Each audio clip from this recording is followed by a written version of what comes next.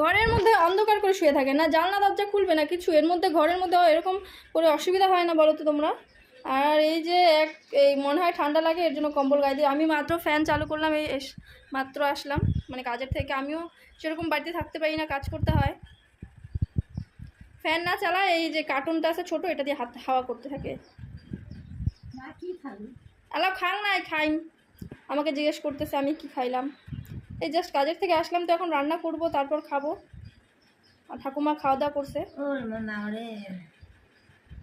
জামা আনি দিলে নাটি একটা আনি দিচ্ছি 20 টাকা দিয়ে, ওটা নাটিয়ে 20 টাকা।